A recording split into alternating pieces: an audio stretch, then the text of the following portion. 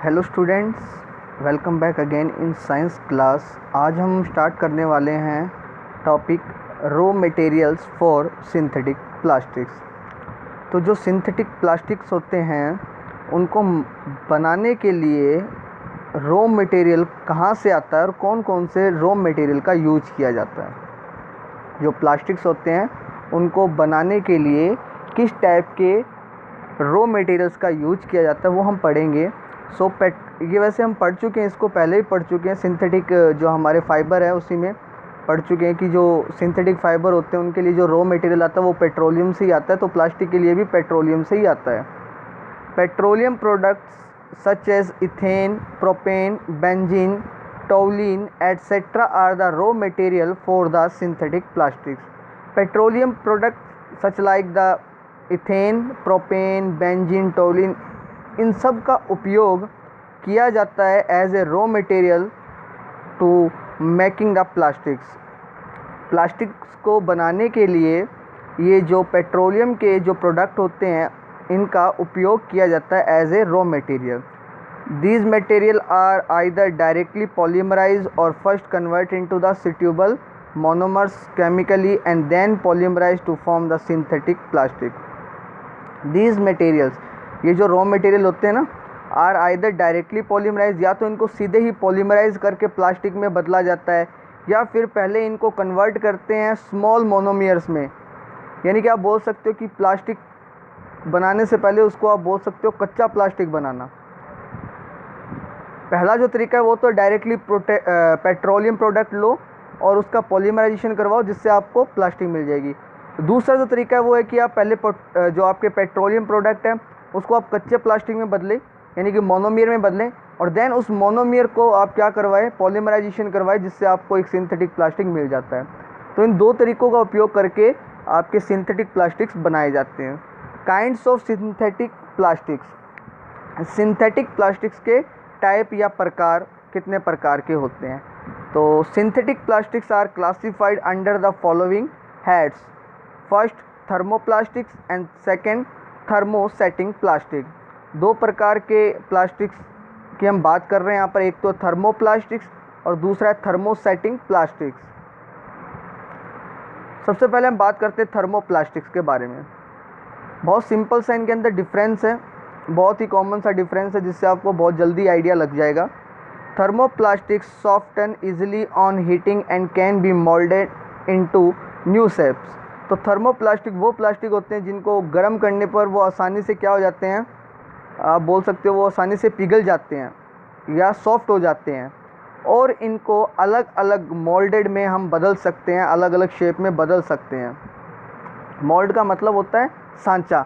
तो मैंने क्या किया, थर्मोप्लास्टिक लिया, उनको हीट किया जिससे वो मेल्ट हो गए, और फिर उसको एक मोल्ड में डाला और उस मोल्ड की जैसी शेप थी वैसा मेरे को क्या मिल गया, प्लास्टिक का प्रोडक्ट मिल गया। तो थर्मोप्लास्टिक जो होते हैं वो हीट करने पर सॉफ्ट हो जाते हैं, यानी कि इन शॉर्ट मेल्ट हो जाते हैं, और उनको फिर मोल्ड करके किसी भी शेप में आप कन्वर्ट कर सकते हो। This can be very useful characteristics. ये बहुत ही काम में आने वाला एक करेक्टर है प्लास्टिक का। It means that these plastics can be made as granules and then heated and molded into the new shapes। इसका मतलब ये है कि ये जो प्लास्टिक होते हैं can be made as granules and then heated and molded into the new shapes।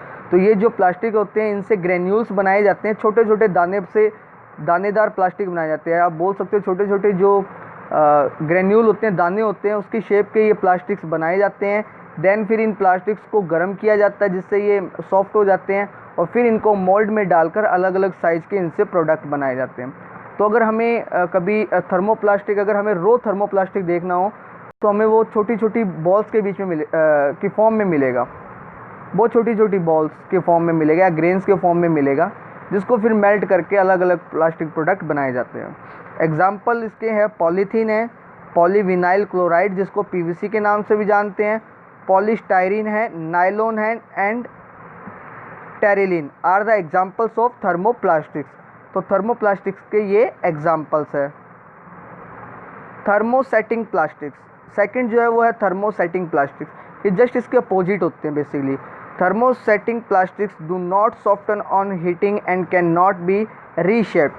Thermostatic जो प्लास्टिक्स होते हैं उनको गर्म जब किया जाता है तो वो सॉफ्ट नहीं होते हैं and can not be replaced और इनको and can not be reshaped और इनको बार बार दूसरी शेप में बदला भी नहीं जा सकता। एक बार इनको जो शेप दे दी गई फिर वही इनकी शेप रहती है। आप इनको मेल्ट करके या इनको गर्म करके आप इनको दूसरी शेप नहीं दे सकते। अगर आप इनको गर्म करोगे तो ये मेल्ट ना होकर सीधे ही क्या हो जाए, बर्न होने लग जाएंगे, जलने लग जाएंगे। और इन प्लास्टिक्स को हार्ड प्लास्टिक्स के नाम से भी जाना जाता है या ब्लैक प्लास्टिक्स के नाम से भी जाना जाता है। मोस्टली जो ब्लैक प्लास्टिक्स आती है वो थर्मोसेटिंग प्लास्टिक ही होती है। अच्छा, इनको क्यों नहीं बदला जा सकता, इसका रीज़न होता है ये हीट रेसिस्टेंस होते हैं, अच्छे से हीट को एब्जॉर्ब कर लेते हैं, तो इसलिए इनको ईज़िली सॉफ्ट नहीं किया जा सकता, जिससे इनको बार बार रीशेप नहीं किया जा सकता।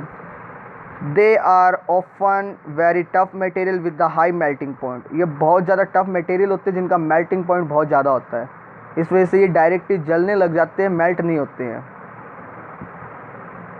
Examples such as the bakelite, urea formaldehyde, polyurethane, melamine are the some examples of the thermosetting plastics. They are used for making cabinets of radio, televisions, telephone sets, water tanks, water pipes, electric switch, cups, plates, dinner sets, etc. तो इनका बहुत जगह काफ़ी आप बोल सकते हो widely इनका यूज किया जाता है, चाहे फिर वो रेडियो के केस हो, टेलीविज़न के केस हो, आपके टेलीफोन सेट्स जो बनते हैं उनके केस हो, वाटर टैंक्स हो, वाटर पाइप्स हो, सब जगह इन्हीं का उपयोग किया जाता है थर्मोसेटिंग प्लास्टिक का, क्योंकि ये काफ़ी ज़्यादा टफ होते हैं तो इनको काफ़ी लंबे समय तक हम यूज कर सकते हैं।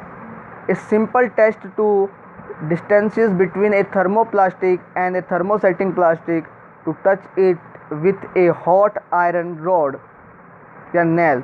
If the plastic soften and melt then it is a thermoplastic. तो बहुत सिंपल सा है कि अगर आपको थर्मोसेटिंग और थर्मोप्लास्टिक के अंदर अगर डिफरेंस करना है तो एक गर्म हॉट आयरन रॉड लीजिए, वैसे आपको करना नहीं है ऐसा कुछ, तो अगर हम कोई गर्म आयरन की रॉड लेकर उसको प्लास्टिक पे टच करें और वो प्लास्टिक पिघलने लग जाए, मेल्ट होने लग जाए, तो इसका मतलब तो वो थर्मोप्लास्टिक है। और अगर ऐसा वो ना करे तो इसका मतलब वो थर्मोसेटिंग प्लास्टिक है। You already know that all plastics are polymers of simple molecules या मोनोमर्स। तो हम ये जानते हैं, पहले भी हम पढ़ चुके इस चीज़ को, जो प्लास्टिक्स होते हैं वो पॉलीमर्स होते हैं सिंपल मोनोमर्स के। However they arrangement of simple molecules in A polymer is not of the same type. लेकिन इनमें जो अरेंजमेंट होता है मोनोमर का वो सभी में एक जैसा नहीं होता है, अलग अलग होता है। There are plastic in which monomer are arrange in the straight line chain, such plastic are said have linear arrangement of molecules. तो ऐसे प्लास्टिक जिनमें ये मोनोमर एकदम सीधी लाइन में क्या रहते हैं, कनेक्टेड रहते हैं, स्ट्रेट लाइन में एक चेन के रूप में जुड़े हुए रहते हैं, तो ऐसे प्लास्टिक्स को हम लाइनर अरेंजमेंट मॉलिक्यूल्स के नाम से जानते हैं। These plastic are generally thermoplastic. ये प्लास्टिक जनरली थर्मोप्लास्टिक होते हैं। However in some other plastic the monomer are cross link. जबकि कुछ प्लास्टिक में जो मोनोमर होते हैं वो क्रॉस लिंक्ड होते हैं, मतलब आधे तिरछे क्या लगे रहते हैं, एक दूसरे से कनेक्टेड रहते हैं और काफ़ी स्ट्रॉन्ग स्ट्रक्चर बनाते हैं। Such plastic are said to have the cross-link arrangement and are generally known as the thermosetting plastic. In plastic को थर्मोसेटिंग प्लास्टिक के नाम से जाना जाता है और इसी ही वजह से ये प्लास्टिक क्या होते हैं, इतने ज़्यादा टफ होते हैं, क्योंकि इनमें जो इनके मोनोमर होते हैं वो एक दूसरे से क्रॉस बॉन्डेड रहते हैं और काफ़ी ज़्यादा आप बोल सकते हो कॉम्प्लेक्स स्ट्रक्चर बनाते हैं जो बहुत ज़्यादा टफ होती है। Common plastic and there uses. तो हम कुछ कॉमन प्लास्टिक्स पढ़ेंगे और उनके यूजेस पढ़ेंगे। तो जो सबसे पहले आपका कॉमन प्लास्टिक है दैट इज़ द पॉलीथीन। ये बना हुआ एथीन का क्या है, आप बोल सकते हो एथीन का पॉलीमराइजेशन करवाने से या करवाने पर हमें पॉलीथीन मिलता है। It is a prepared by the polymerization of ethene gas, जिसका मॉलिक्यूलर फार्मूला होता है CH2 डबल बॉन्ड CH2। ये आपको 10th क्लास में पढ़ने को मिलेगा अच्छे से। It is insoluble in all kind of solvent and is not attacked by strong chemicals. तो ये लगभग सभी प्रकार के सॉल्वेंट में इनसोल्यूबल होता है, यानी कि घुलता नहीं है, and is not attacked by strong chemicals, और इजीली जो स्ट्रॉन्ग केमिकल्स होते हैं वो उसको ख़राब नहीं कर पाते।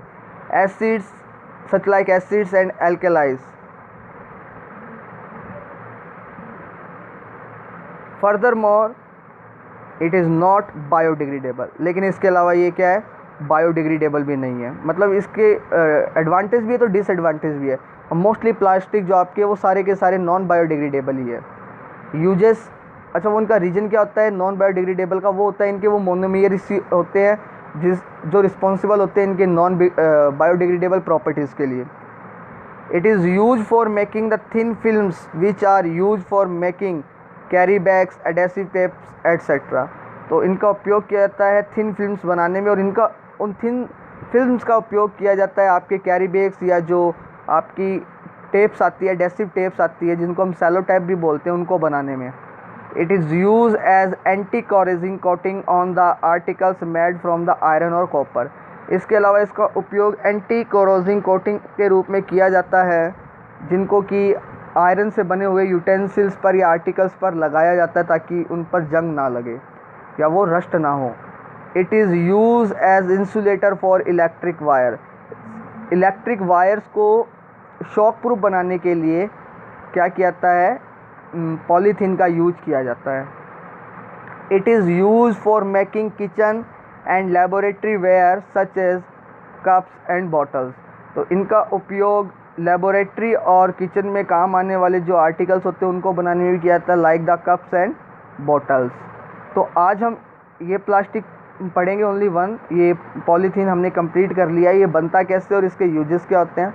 नेक्स्ट वीडियो में हम और प्लास्टिक जो हमारे बचे हैं उनके बारे में स्टडी करेंगे। तो आज के लिए इतना ही, थैंक यू।